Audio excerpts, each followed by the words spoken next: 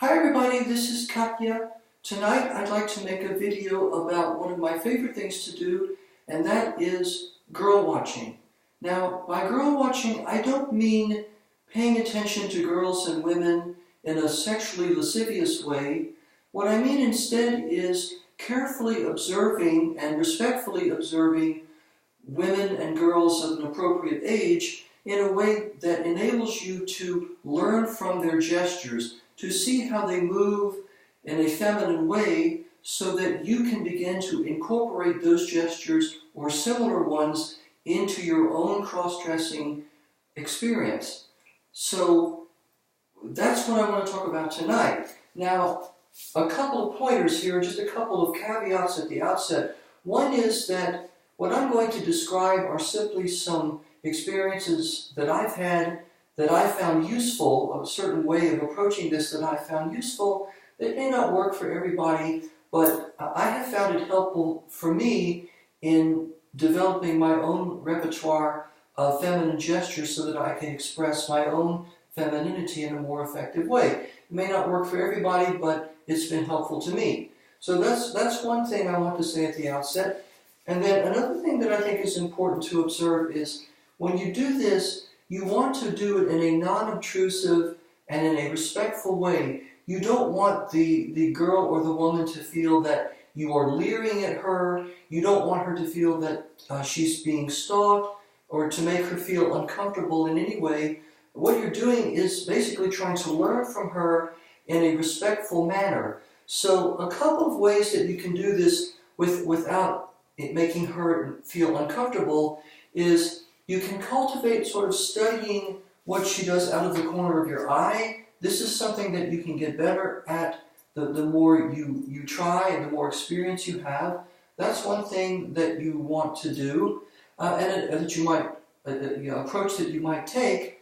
And another thing I found is if you're in a coffee shop or a restaurant, sometimes if you're sitting behind the subject that you're observing so that she's not looking, maybe she's looking through a window and you're behind her, or maybe she's looking to the side and so she's not facing you directly, then you can sort of unobtrusively sort of observe her without making her feel uncomfortable. Now, the reason it's important to do that, a couple of reasons. One is, as I already mentioned, you don't want the girl or the woman to feel uncomfortable, but also you want to observe the subject of the person in her natural demeanor, in her natural behavior. If she becomes aware of the fact that she's being observed, then she's going to act differently. She might begin to put on some kind of an appearance, or she might become aware or self-conscious, and that would interfere with the kind of normal gestures that she would make as a girl or as a woman. So you want to observe her as unobtrusively as possible. Now, having said that, let me just describe for you a couple of experiences that I've had recently in this area that I felt were very helpful to me. So one of the experiences I had recently, I was in a coffee shop and I was sitting behind a young woman a little bit to the side so that I could observe her behavior. And she was a very attractive young woman who was, she was blonde. Another thing that I found useful is before I continue with that is when you're observing somebody, try to pick somebody who is basically your height and your size, your dimensions, so that way it'll be easier for you to correlate her gestures with your own. So this girl was approximately, she must have been in her mid-20s, maybe late 20s, and she was a very attractive, blonde, slender young woman.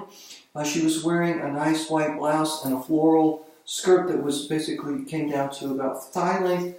And she had some nice black pumps on, and so I noticed her because she was very, obviously had taken some considerable pains with her appearance, so I thought, well, here's somebody that I might observe and learn something from. So basically, we were in this coffee shop, and she was sitting at a desk, at a table, and she was working on her laptop. Now, what I noticed about the way she held herself, I want to talk about the symmetry in her upper body.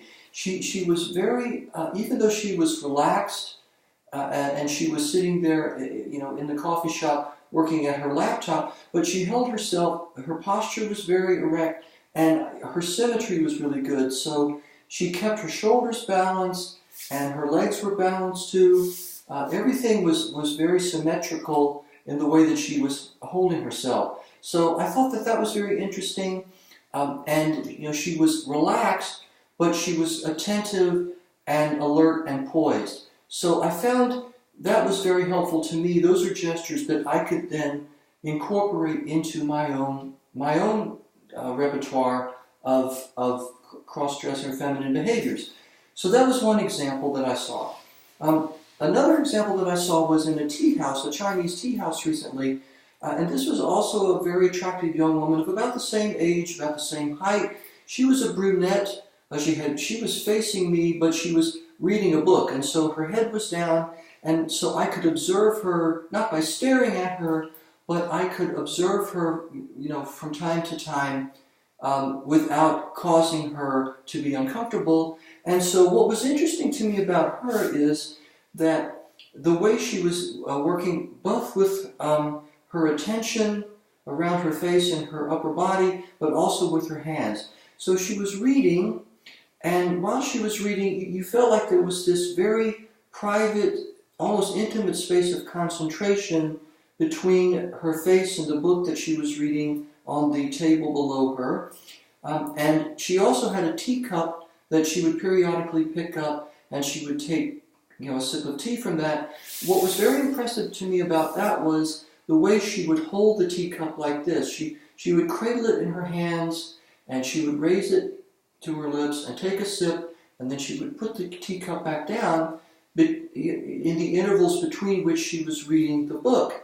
And you could see, she had these very beautiful, clear blue eyes, and you could almost see the presence of whatever it was she was reading, the thoughts, the emotions, the concentration reflected in this very steady, calm blue gaze that she would punctuate every now and then, like I said, by reaching over, picking up the teacup, very thoughtfully taking a sip from it, and then putting it back on the table. And again, the symmetry in her body, her upper body, also but up from her legs, on up in through her torso, into her upper body and shoulders, was really very elegant, very poised, very focused, without being tense. So she was not tense in her body. She wasn't. Her muscles were not flexing or anything like that. But you could tell she was relaxed, but also very calm and alert. So I thought that was a very interesting thing. The other thing that I thought that was something I could learn by observing her gestures was every now and then when she was reading the book, she would have like one hand on the book, and then she would reach up and just very carefully stroke and gently stroke her hair, some of the curls in her hair. And it's beautiful. She was a beautiful brunette, this beautiful sort of dark brown hair. And so this was a kind of a very thoughtful gesture that fit into her overall demeanor, and I thought that was something that I could learn something from by just very patiently and respectfully observing her. So those are a couple of examples. Now let me give just a couple of more before I conclude. Another example that I saw recently was a young woman, again, she was about my height and my stature, and she was wearing a sort of a short, tight-fitting black dress, but it was like a uni-skirt. It went from the shoulders, covered the shoulders a little bit, and then came down to about right here. And the way she was moving, she was very light on her feet, without being prissy, without being what we would call effeminate in sort of a stereotypical way, but she was very light on her feet. And you could see how when she moved, you could feel the lightness of her body. There was a springiness, there was a gentleness, and yet a strength in the way that she was moving. So you could kind of experience the entire weight of her body, this kind of very spring lightness on the foot. You could experience that just through the way she was walking. And so I tried, what I did then was practice that a little bit on my own, and not trying to do it exactly the way she does.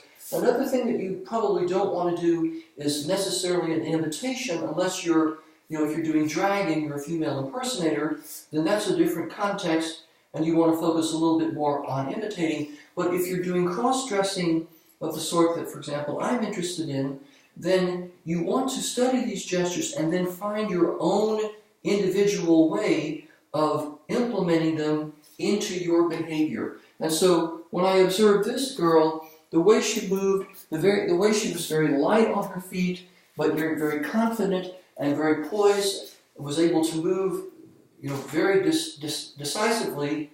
That to me was something that I could also learn from and try to bring into my own behavioral repertoire, as it were. Now, the last example I wanted to discuss this evening was a woman. This was a somewhat older woman. She probably was in her maybe her late 50s, mid to late 50s, or something like that. And she had gone to a restaurant. She was at a restaurant with her husband or her boyfriend, who was about the same age. But she was really poised, and here, this had to do with the way she was standing.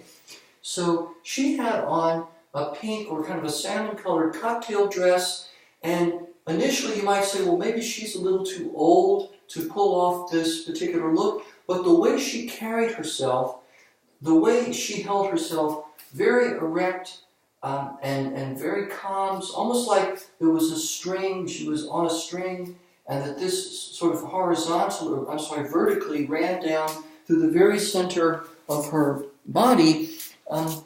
She was very, very classy looking in that particular outfit.